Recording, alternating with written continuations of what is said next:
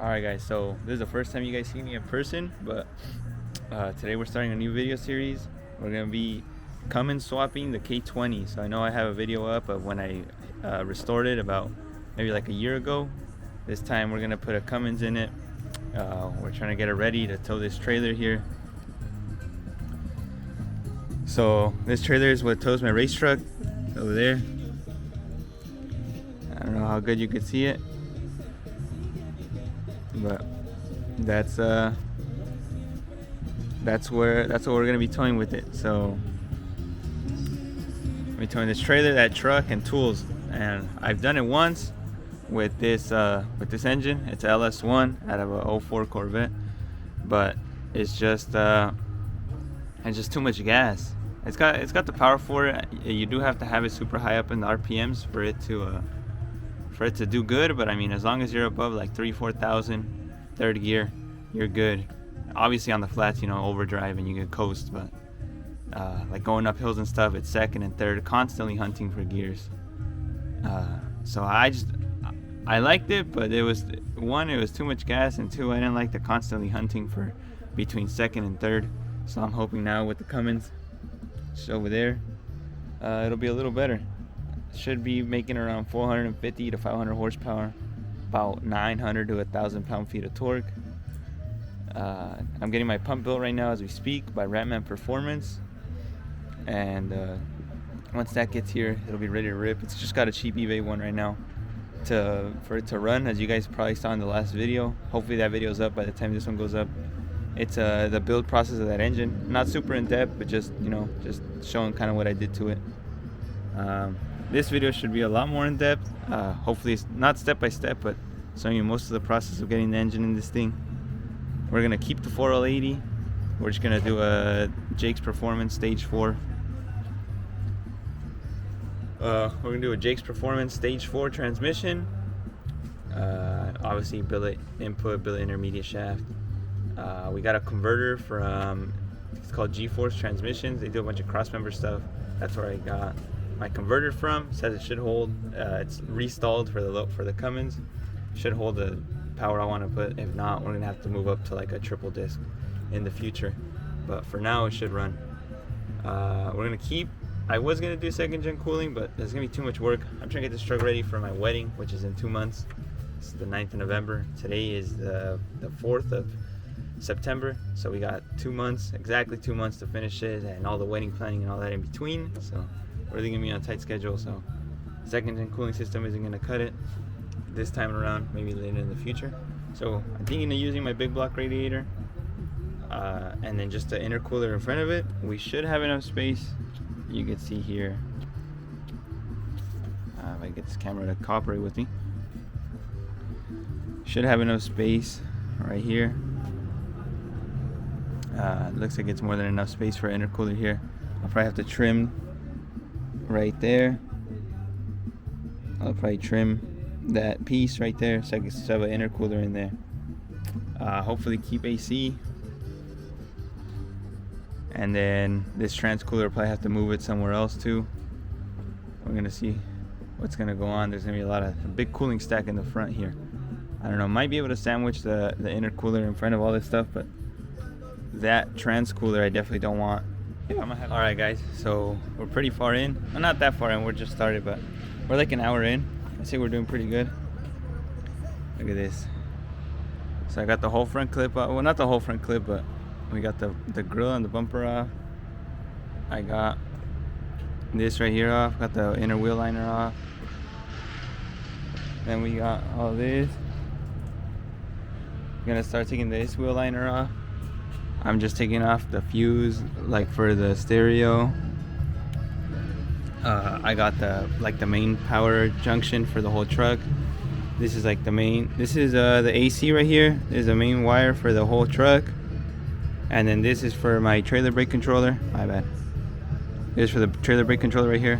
Went to this circuit breaker, so I took that off. Gotta take that battery terminal off, then we'll take the battery out. I got the coolant drain. Right now I'm draining the AC refrigerant, and then yeah, so just to update, take that wheel liner off, and then unbolt the fenders, open them up a little bit so I can take the core support out, and then we'll have full access to the engine. We'll start getting the engine pulled ready, or getting ready to get pulled. So yeah, this is about an hour in. I'd say we're doing pretty good. Hopefully by either the end of today or tomorrow we have the engine out. All right guys, so we got most of this stuff done. We're pretty far along in the process right here. Got the core support off now, got both fender liners off, got all the wiring undone, got the AC disconnected finally, got that drain, now it's disconnected. So now it's time to pull all the beauty covers off and start pulling the harness off the engine so we can pull the engine out. I wanted to pull the engine with the harness, but it's going to require a lot of work inside the cab, so I'm going to pull the harness off first. Once the engine's out, then I'll work on getting the harness off the truck, especially because it's so well integrated now into the factory stuff. When I got it all together, I had no plans of swapping it, so I loomed it all together. This is the factory truck harness, but back there it's loomed into the stock harness up top too with the ignition wires. But I mean, I'll get that here. You can see it better here. Is some of it, so I'll get most of that stuff taken care of. It's gonna be a process, but right now I'm working on just taking the engine out, so I'm gonna get it stripped down so I could take the engine out of the truck. So that's the update right now.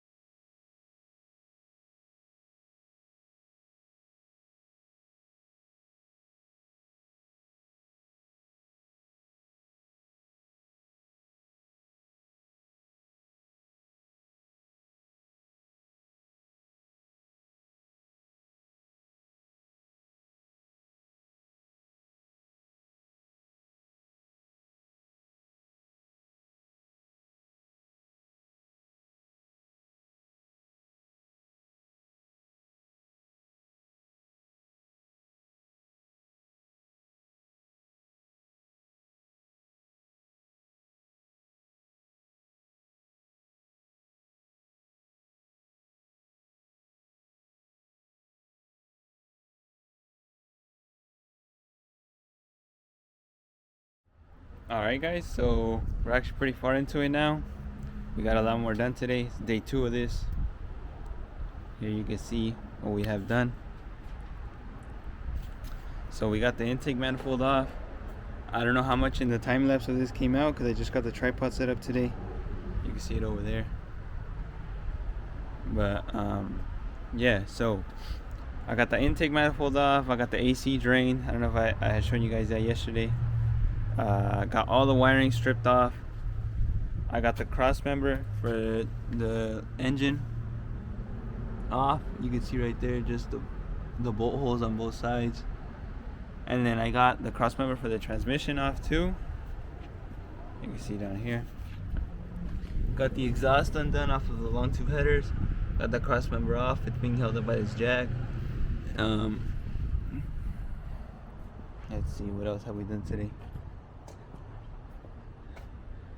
Yeah, so cross member, exhaust, the intake manifold, all the wiring is off. I still need to drain the power steering on the hydro booster along with that. Get the lift plate off. I need to go pick that up from my brother-in-law. Let him borrow it. So put that on the engine and then it should be ready to come out probably Sunday. And then that will conclude this video of the engine coming out. And then we'll start shoving that Cummins in over there. That's what's going in next. So we'll take this out, we'll clean it. Once it's clean, we'll clean the frame rails because we took it mudding in Hollister, got it all dirty. I cleaned the outside, but I mean. Alright guys, so it's time to get the motor out. I got the plate to get it off.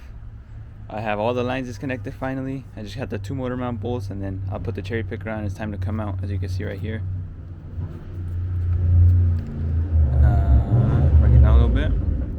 That's the plate right there. It's for the cherry picker. Got all these lines back here disconnected. The oil pressure line for the truck is this copper line right here. Got all these lines disconnected. All the hydro boost stuff moved out of the way. See, it's down here now, right here. The return line and the power steering cooler right there. Here's the other return line. Put a bolt on that so nothing spills out. That's been draining for a minute now, probably about 3 days. I have the cross member out from underneath. That's gone. I don't know if you can see down there. Yeah, there you go. You can see there. No cross member underneath the engine. So that's ready to come out. Yeah, so everything's disconnected. Oh, I just need to take this line off right here. I forgot about that, but I'll take that off right now, and then it's time to come out. So this next time lapse is going to be of the engine coming out.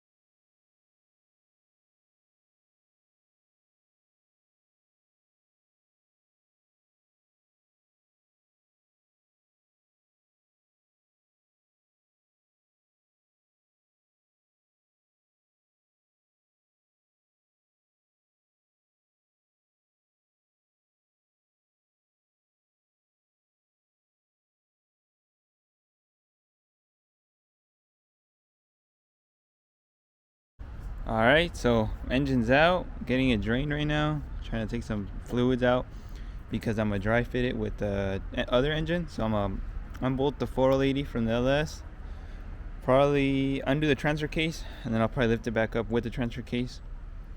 So I'm draining this right now so I can take it off, and then we'll go from there.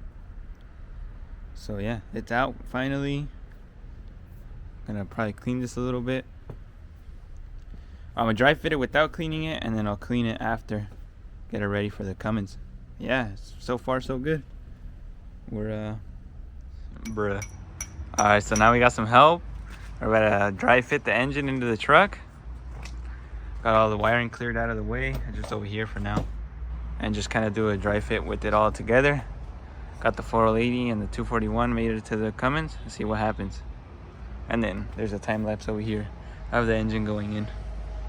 Say hi, helper. Hi. You're awkward. I know.